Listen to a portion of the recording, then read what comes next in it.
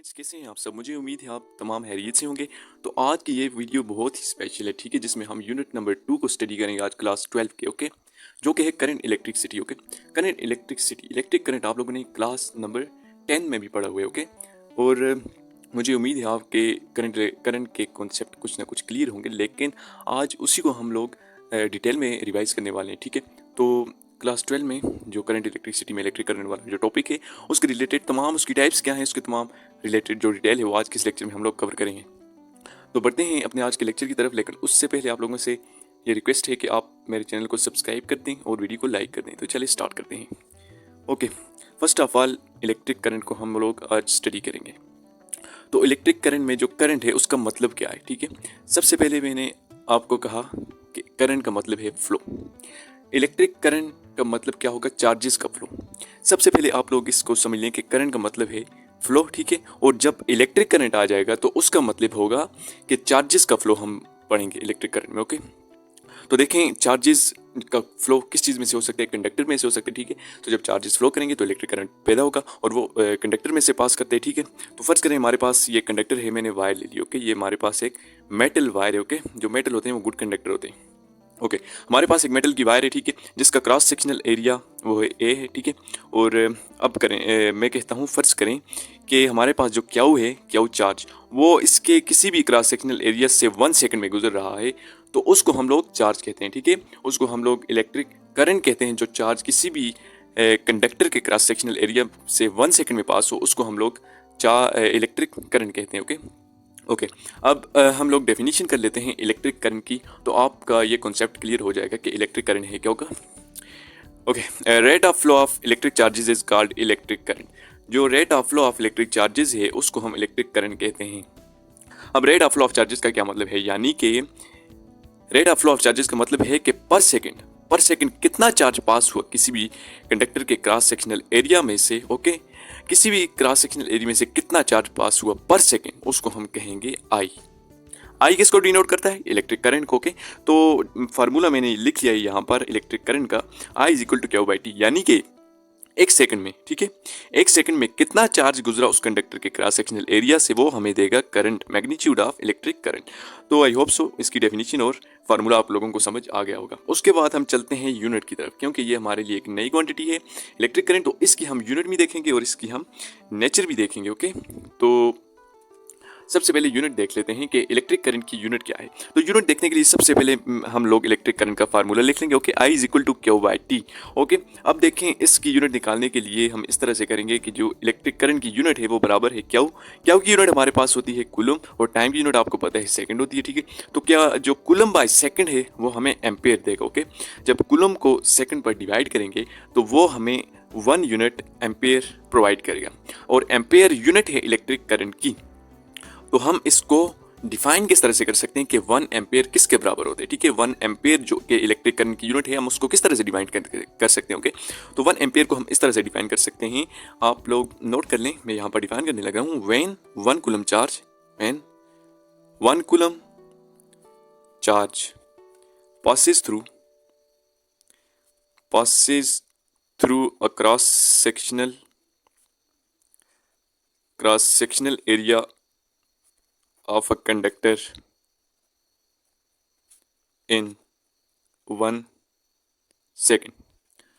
तो एक सेकेंड में कितना चार्ज पास हुआ किसी भी कंडक्टर के क्रॉस सेक्शनल एरिया से, उसको हम कहते हैं 1 एम्पेयर। ओके, सॉरी यहाँ मैंने सेकंड लिख दिया, ये बराबर होता है 1 एम्पेयर के। ओके, तो 1 एम्पेयर इलेक्ट्रिक करंट किसके बराबर होता है, जब 1 कूलम चार्ज 1 सेकंड में किसी भी कंडक्टर के क्रॉस सेक्शनल एरिया से पास होते हैं तो हमें 1 एम्पेयर करंट मिलता है। ओके, उसके बाद करंट से ही रिलेटेड एक नई टर्मिनोलॉजी हमारे लिए आ गई, स्टेडी करंट। अब स्टेडी करंट क्या होता है, ठीक है।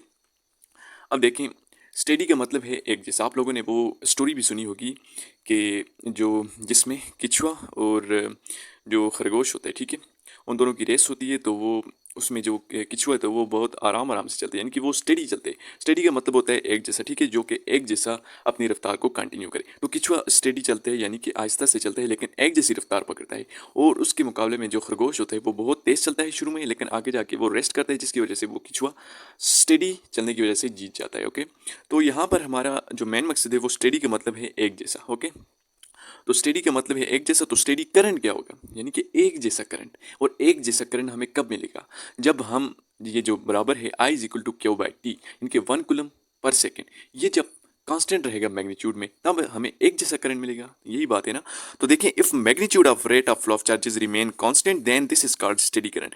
अब देखें, हमारे पास जो rate of flow of charges है, अगर वो कांस्टेंट रहेगा तो हमें जो करंट भी है वो क्या मिलेगा, एक जैसे, मतलब स्टेडी करंट मिलेगा I is equal to Q by T. अगर ये चीज़ कांस्टेंट होगी, ठीक है, अगर ये कांस्टेंट होगा, कांस्टेंट होने का मतलब क्या है आप ये समझें। फर्ज करें हमारे पास 1 सेकंड में 10 कूलम चार्ज गुजरा किसी भी कंडक्टर के क्रॉस सेक्शनल एरिया से, तो दूसरे सेकंड में भी उतना ही चार्ज पास होगा उस क्रॉस सेक्शनल एरिया से, ठीक है। तो इसका मतलब है स्टेडी करंट, यानी कि पहले 1 सेकंड में अगर 10 कूलम चार्ज पास हुआ तो सेकंड में भी 10 कूलम चार्ज ही पास होना चाहिए। तो ये हमारे पास आ जाता है स्टेडी करंट, यानी कि एक जैसा करंट जिसमें rate of flow of charges की मैग्नीट्यूड सेम रहे। ओके, अब देखें उसके बाद हमारे पास आ जाता है नेचर ऑफ इलेक्ट्रिक करंट। ये बहुत इंपॉर्टेंट है, ठीक है, इसको आप लोगों ने बिल्कुल भी स्किप नहीं करना और बहुत अच्छी तरह से अंडरस्टैंड कर लेने। ओके, तो नेचर ऑफ इलेक्ट्रिक करंट क्या है। अगर मैं आपसे पूछूं कि नेचर ऑफ इलेक्ट्रिक करंट क्या है, तो ऑब्वियसली आप कहेंगे कि vector, but no, electric current is not a vector quantity, it is a scalar quantity. क्योंकि हम कहते रहते हैं कि जो इलेक्ट्रिक करंट है उसकी कभी डायरेक्शन इस तरफ होती है, कभी इस तरफ, तो आप समझते हैं कि ये एक वेक्टर क्वांटिटी होगी जिसमें डायरेक्शन और मैग्नीट्यूड दोनों होंगी। लेकिन जो आप लोगों ने 9 और 10 में जो वेक्टर की डेफिनेशन पढ़ी है वो मुकम्मल नहीं है, ठीक है। मैग्नीट्यूड और डायरेक्शन सिर्फ मैटर नहीं करते, इसमें और भी बहुत सारे फैक्टर्स होते हैं जो कि वेक्टर और स्केलर को सेपरेट करते हैं। तो जो हमारे पास इलेक्ट्रिक करंट है वो एक स्केलर क्वांटिटी है। क्यों? क्योंकि अगर फर्ज करें हमारे पास एक स्केलर क्वांटिटी है, तो वो जो अलजब्रिक ऑपरेशन होते हैं वो उनको फॉलो करती है। मतलब जिस तरह 5 × 5 हमारे पास 10 होता है, इसी तरह 10 + 10 हमारे पास 20 होता है।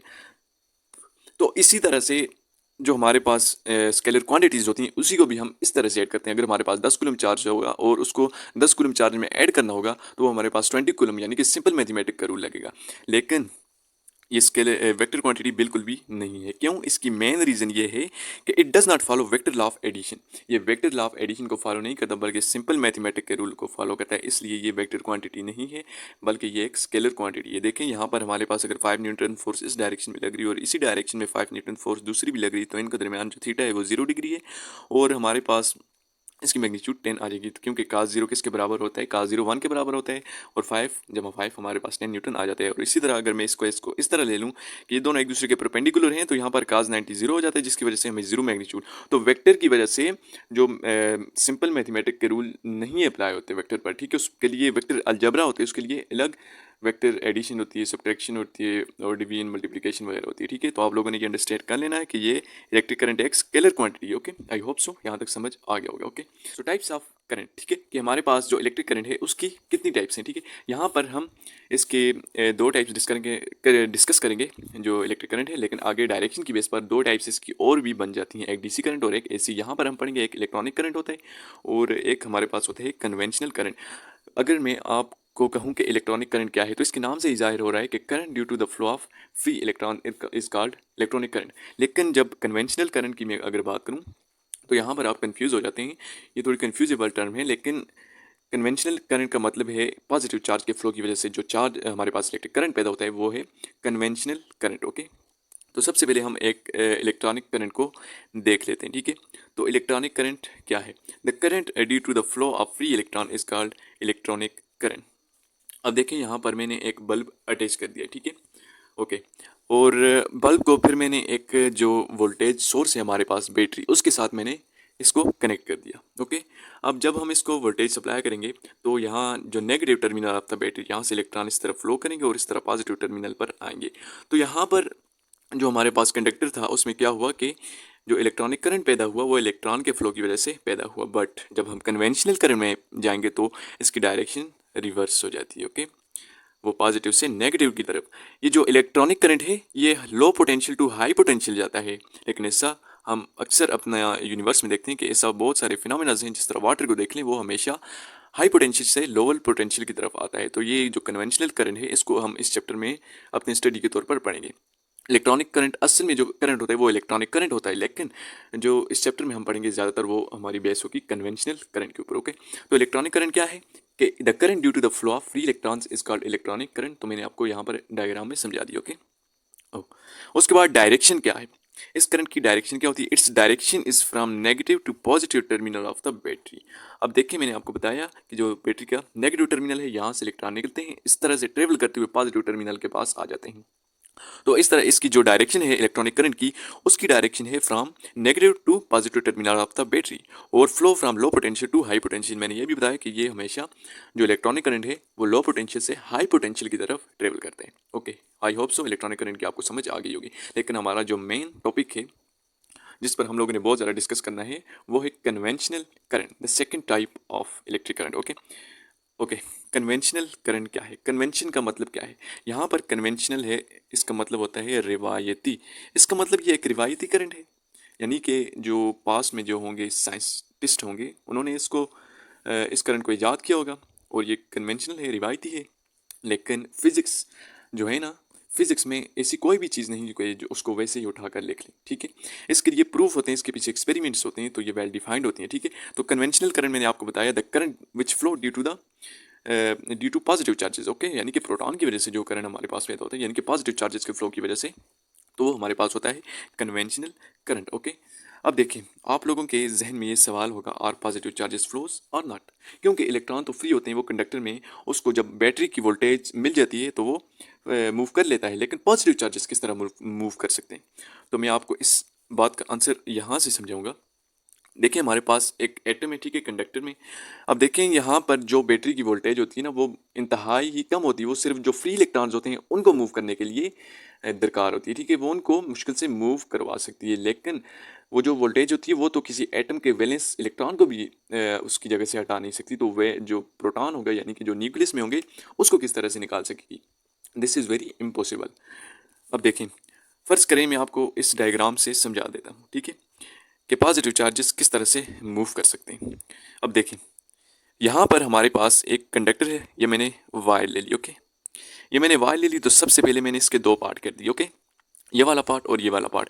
अब देखें इसके इस साइड पे तीन पॉजिटिव चार्जेस हैं, तीन नेगेटिव, इस साइड पे भी तीन पॉजिटिव तीन नेगेटिव, यानी कि दोनों एक दूसरे के इफेक्ट को कैंसिल कर रहे हैं, तो ये हमारे पास एज अ होल न्यूट्रल है।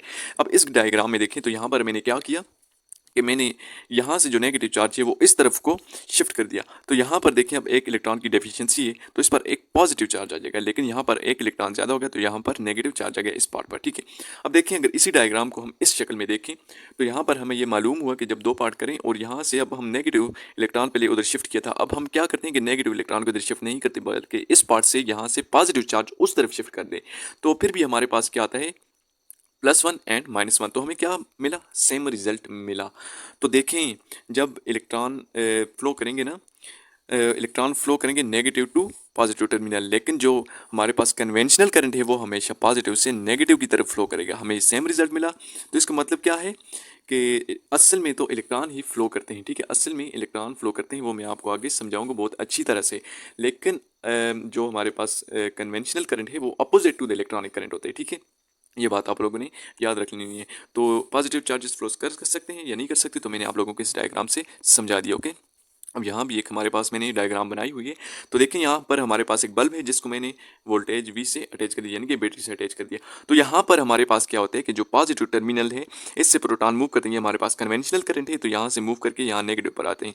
तो इसकी डायरेक्शन देखें ये क्लॉकवाइज है, और जब हमने देखा था इलेक्ट्रॉनिक करंट की तो उसमें एंटी क्लॉकवाइज डायरेक्शन थी करंट की, ठीक है। तो यानी कि इलेक्ट्रॉनिक करंट और जो हमारे पास होता है कन्वेंशनल करंट, इन दोनों की डायरेक्शन बिल्कुल मुख्तलिफ होती है। लेकिन ये अगर इलेक्ट्रॉनिक करंट इस डायरेक्शन में मूव करे और जो हमारे पास है कन्वेंशनल करंट इस डायरेक्शन, लेकिन ये तो दोनों एक दूसरे के इफेक्ट को कैंसिल कर लेते हैं, नहीं ये कैंसिल कर लेते हैं, लेकिन हमारे पास इलेक्ट्रॉन असल में इस तरफ मूव करते हैं, लेकिन हमारे पास जो चार्ज होता है वो इस तरफ को मूव करता है।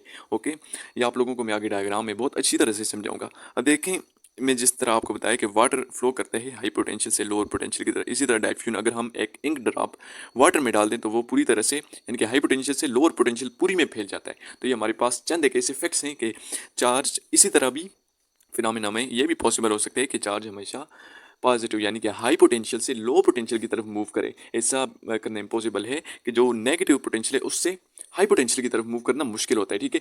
तो एक फैक्ट ये भी है, ठीक है, और एक मैंने ये बता दिया आपको। और जो डायरेक्शन होती है मैंने आपको बताया कि ये इलेक्ट्रॉनिक करंट के रिवर्स होती है कन्वेंशनल करंट की। अब बहुत ही इंपॉर्टेंट डायग्राम मैंने यहाँ पर ड्रा की है जिससे आपका कन्वेंशनल करंट का फुल कॉन्सेप्ट बिल्कुल क्लियर हो जाएगा, ठीक है। अब देखें यहाँ पर हमारे पास एक पॉजिटिव प्लेट है और हमारे पास एक नेगेटिव प्लेट है जिसके दरमियान कुछ एटम्स हैं, ठीक है। फर्ज करें ये जो है ना अभी कंडक्टर है, ठीक है, ये कंडक्टर है और ये बैटरी का पॉजिटिव टर्मिनल है और ये नेगेटिव टर्मिनल, ओके। तो यहाँ पर देखें जब ये पॉजिटिव टर्मिनल है, ये नेगेटिव टर्मिनल, इसके दरमियान एटम्स हैं, ठीक है। तो यहाँ पर जो पॉजिटिव टर्मिनल है इसके जो नज़दीक एटम होगा इससे एक इलेक्ट्रॉन अपनी तरफ ले लेगा, ठीक है, इसको अपनी तरफ अट्रैक्ट कर देगा, ओके। तो इस पर क्या आ जाएगा, पॉजिटिव चार्ज आ जाएगा, ठीक है। अगर इसी तरह के फ्रेम ऑफ रेफरेंस को मैं थोड़ा नीचे ड्रा कर दूं तो इस तरह से कुछ हो जाएगा। देखें यहाँ से एक इलेक्ट्रॉन निकला तो इस पर क्या आ जाएगा, पॉजिटिव चार्ज आ जाएगा, ठीक है। और साथ में ये दूसरे एटम ये अपनी जगह पर इसी तरह रहेंगे। अब देखें इस एटम पर पॉजिटिव चार्ज आ गया। अब ये अपने साथ वाले एटम से एक इलेक्ट्रॉन लेगा तो इस पर पॉजिटिव चार्ज आएगा, तो ये कुछ इस तरह से हो जाएगा। अब देखें इस पर भी पॉजिटिव चार्ज, इस पर भी पॉजिटिव चार्ज आ गया, ठीक है। और इसी तरह साथ में इस तरह से हो जाएगा। अब देखें इस एटम ने इससे इलेक्ट्रॉन लिया तो इस पर पॉजिटिव चार्ज आ गया क्योंकि इसके पास इलेक्ट्रॉन की डेफिशिएंसी होगी, तो ये हमारे पास इस तरह से आएगा। अब देखें ये जो तीसरा एटम था इससे भी इलेक्ट्रॉन चला गया तो इस पर भी एक पॉजिटिव चार्ज आएगा क्योंकि इससे इलेक्ट्रॉन ले लिया, अब यहाँ इलेक्ट्रॉन की डेफिशिएंसी है। अब ये एटम क्या करेगा कि अपने नेबरिंग एटम से इलेक्ट्रॉन पिक कर लेगा, तो इस नेबरिंग एटम पर भी एक पॉजिटिव चार्ज आएगा जिसको मैं यहाँ पर ड्रा कर लेता हूँ, ठीक है, आप लोगों की आसानी के लिए। तो देखें इस तरह से हमारे पास जो टोटल एटम है, देखें पहले तो एक पर भी पॉजिटिव चार्ज नहीं था, लेकिन जब इस पॉजिटिव प्लेट ने इस पहले एटम से इलेक्ट्रॉन लिया तो इस तरह, फिर इस पहले एटम ने दूसरे से इलेक्ट्रॉन लिया इलेक्ट्रॉन की डेफिशिएंसी को पूरा करने के लिए, फिर उस पर पॉजिटिव चार्ज आ गया, उसने तीसरे एटम से इलेक्ट्रॉन लिया, उस पर भी पॉजिटिव चार्ज आ गया। अब ये अपनी इलेक्ट्रॉन की डेफिशिएंसी को पूरा करने के लिए इस चौथे जो एटम है उससे इलेक्ट्रॉन ले लेगा, तो इस पर पॉजिटिव चार्ज आएगा, वो एटम यहाँ आ जाएगा, ठीक है। अब इस पर आ गया है तो ये इससे लेगा, तो इसी तरह इस पर भी पॉजिटिव चार्ज आ जाएगा और ये फिर आखिर में इससे लेगा तो इस पर भी यहाँ पर पॉजिटिव चार्ज आएगा और at the end positive charge इस जानिब शिफ्ट हो जाएगा, ओके। तो देखें हमारे पास क्या हुआ कि सबसे पहले यहाँ पर पॉजिटिव चार्ज आया, फिर यहाँ पर पॉजिटिव चार्ज आया इस तरह, फिर यहाँ पर पॉजिटिव, इस तरह होते होते एट द एंड चार्ज हमारे पास इस एंड पर पहुँच गया। तो देखें यहाँ से आपको ये बिल्कुल क्लियर हो रहा है कि इलेक्ट्रॉन तो इस जानिब मूव करते जा रहे हैं लेकिन जो हमारे पास चार्ज है वो इस जानिब मूव कर रहा है। तो हमारे पास करंट जो हुआ वो कन्वेंशनल करंट हुआ due to the flow of positive charges, okay, from left to right, okay, and electron will move from right to left. Electron move from atom to atom towards positive plate, but actually positive charges moves toward the negative plate. तो यहाँ पर आपको इंशाल्लाह full concept conventional current का समझ आ गया होगा कि पॉजिटिव चार्जेस किस तरह मूव कर सकते हैं। तो इस तरह से मूव कर सकते हैं कि इलेक्ट्रॉन जब इस तरफ आ जाता है तो पॉजिटिव चार्जेस इस तरफ मूव करते हैं और इस तरह हायर पोटेंशियल से लोअर पोटेंशियल की तरफ करंट मूव करता है एक्चुअल में, ओके। आई होप सो ये आपको बहुत अच्छी तरह से समझ आ गया होगा। अब कन्वेंशनल करंट की डायरेक्शन क्या होगी, ठीक है। अब देखिए जिस तरह मैंने आपको इलेक्ट्रॉनिक करंट की डायरेक्शन बताई कि वो नेगेटिव से पॉजिटिव की तरफ होगी यानी कि एंटी क्लॉकवाइज होगी, लेकिन कन्वेंशनल करंट की डायरेक्शन क्या होगी, its direction is from positive to negative plate, means high potential to low potential, okay. So its direction is clockwise, okay. It is due to the flow of positive charges and this current, conventional current, is produced only due to the flow of positive charges, okay. आप लोगों को ये इंशाल्लाह बहुत अच्छी तरह से समझ आ गया होगा। उसके बाद हमारे पास है करंट इन डिफरेंट मटेरियल्स। ये बहुत इंपॉर्टेंट है एमसीक्यूज़ के हवाले से, तो इसको आप लोगों ने अच्छी तरह से समझ लेना है। करंट इन डिफरेंट मटेरियल्स में हमारे पास करंट किस तरह से फ्लो करता है, किस तरह से मूव करता है। हमारे पास अगर हमारे पास कोई मेटालिक कंडक्टर है तो उसमें किस तरह से मूव करेगा, इलेक्ट्रोलाइट में किस तरह से मूव करेगा और इसी तरह सेमी कंडक्टर और गैसेज में किस तरह से मूव करेगा। मोस्ट इंपॉर्टेंट पॉइंट्स हैं इसमें एमसीक्यूज़ के हवाले से। तो देखिए हमारे पास जो करंट इन मेटल्स होगा, जो मेटल्स हैं हमारे पास उसमें फ्री इलेक्ट्रॉन्स होते हैं, तो मेटल्स में हमेशा करंट फ्री इलेक्ट्रॉन्स की वजह से मूव करेगा। दूसरे नंबर पर हमारे पास है electrolyte. In electrolyte current flows due to positive and negative ions. Electrolyte में फ़र्ज़ करें हमारे पास कोई भी बीकर है, ठीक है, फ़र्ज़ करें हमारे पास कोई भी बीकर है जिसमें हम लोगों ने NaCl डाला हुआ है, ओके, और इससे हम लोगों ने करंट को पास करवाना है। तो हम क्या करेंगे कि इसमें 2 इलेक्ट्रोड डिप कर देंगे, ठीक है। तो यहाँ पर Na positive and Cl negative बन जाएगा। तो इन आयंस की वजह से जो ये तो इलेक्ट्रोलाइट है ना जो कि सॉल्यूशन और मोल्टन स्टेट में करंट को कंडक्ट करते हैं, ठीक है। तो इसी तरह अब सोल्यूशन है तो इसमें Na positive and Cl negative. अगर ये हमारे पास नेगेटिव है और ये हमारे पास पॉजिटिव है तो ये जो पॉजिटिव आयन है ये नेगेटिव इलेक्ट्रॉन की तरफ जाएगा और इस तरह Cl नेगेटिव ये पॉजिटिव इलेक्ट्रोड की तरफ जाएगा। तो इस तरह से इलेक्ट्रिक करंट फ्लो होगा due to ions. In electrolyte current flows due to positive and negative ions, okay. I hope ये भी आप लोगों को बहुत अच्छी तरह से समझ आ गया होगा। तीसरा पॉइंट हमारे पास है सेमीकंडक्टर। ये सेमीकंडक्टर क्या होते हैं ये हम आगे जाकर पढ़ेंगे, ठीक है, आगे जाकर पढ़ेंगे। और यहाँ पर मैं आपको थोड़ी सी इन्फॉर्मेशन दे दूँ। In semiconductor current flows due to holes and electron. Semiconductor में करंट फ्लोज करता है सिर्फ होल्स और इलेक्ट्रॉन की वजह से। और उसके बाद आ जाता है इन गैसेस।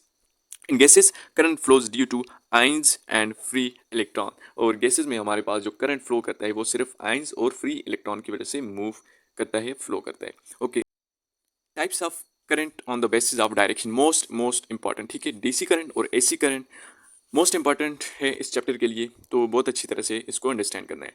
तो types of current on the basis of direction, direction की बेस पर हमारे पास कितनी टाइप्स के टाइप्स हैं, ठीक है, कितनी टाइप्स के करंट हमारे पास होते हैं। एक डायरेक्ट करंट होता है, एक एसी करंट, आप लोगों ने 10 में भी पढ़ा हुआ है, लेकिन यहाँ पर हम थोड़ी सी डिटेल देखेंगे। डायरेक्ट करंट क्या होते हैं, that does not changes direction. Direct current हमारे पास ऐसा करंट होता है जिसमें किसी भी किस्म की डायरेक्शन चेंज नहीं होती। यहाँ पर देखें आप, यहाँ पर मैंने एक बल्ब लगाया है जिसको मैंने बैटरी के साथ अटैच कर दिया। यहाँ पर जो positive terminal of the battery है वो पॉजिटिव ही रहेगा थ्रू आउट, एंड जो नेगेटिव टर्मिनल है वो नेगेटिव रहेगा। इसमें कोई ऐसा चेंज नहीं आएगा कि पॉजिटिव नेगेटिव बन जाए और नेगेटिव पॉजिटिव बन जाए, बल्कि एसी करंट में ऐसा होगा, मैं आपको बताऊंगा। और इसके दूसरे नंबर पर हमारे पास होता है ग्राफ। तो यहाँ पर हमें एक कांस्टेंट ग्राफ मिलता है, ठीक है। यहाँ पर देखें आप, एक्सिस के बिल्कुल पैरेलल है, यानी कि इसमें कोई भी चेंज नहीं आ रहा, यानी कि कोई भी जो डायरेक्ट करंट में जो डायरेक्शन है करंट की वो चेंज नहीं हो रही। उसके बाद हमारे पास आता है एसी करंट, ठीक है। अब देखें इसमें जो पोलरिटी होती है ना वो चेंजेस होती है with respect to fix time. Fix time के बाद इसकी जो पोलरिटी है, यानी कि जिस इसके जो पॉजिटिव और नेगेटिव पोल्स होंगे वो चेंज होते रहते हैं। आप लोगों ने एसी जनरेटर पढ़ा था 10 में, ठीक है। एसी जनरेटर में क्या होता है कि एक कोयल को हम लोग घुमाते हैं दो उसके दरमियान, तो वहाँ पर वो कोयल घूमती है और इस तरह करंट चेंज होता है रहता है, ठीक है। और अब देखें हमारे पास ये एक बल्ब है, ठीक है। इस बल्ब को मैंने एसी करंट के साथ अटैच कर दिया यहाँ से।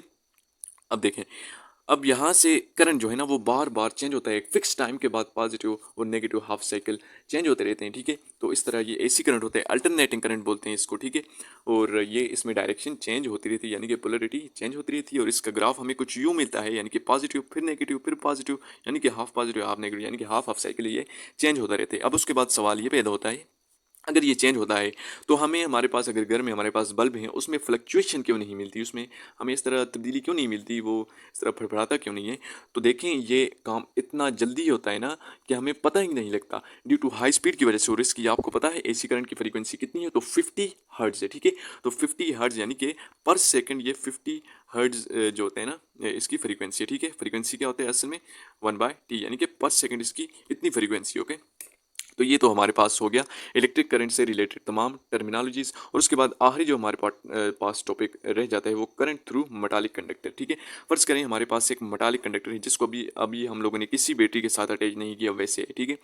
तो आप लोगों को पता है कि ये सॉलिड मेटालिक कंडक्टर है हमारे पास, ठीक है। तो इसमें जो इलेक्ट्रॉन होते हैं वो हर वक्त रैंडम मोशन में होते हैं। तो आप लोगों के जहन में सवाल आएगा कि जब ये मोशन में होते हैं तो इसकी वजह से इलेक्ट्रिक करंट फ्लो क्यों नहीं करता इसमें से। तो इसकी रीज़न ये है कि इसमें जो इलेक्ट्रॉन होते हैं वो जब रैंडम मोशन परफॉर्म करते हैं तो जितने इलेक्ट्रॉन इस तरफ को मूव करते हैं उतने ही इलेक्ट्रॉन फ्री इलेक्ट्रॉन इस तरफ में मूव करते हैं, जिसकी वजह से उनका इफेक्ट कैंसिल हो जाता है। एक दूसरे को इफेक्ट को कैंसिल करके इसमें कोई भी इलेक्ट्रिक करंट फ्लो नहीं करता।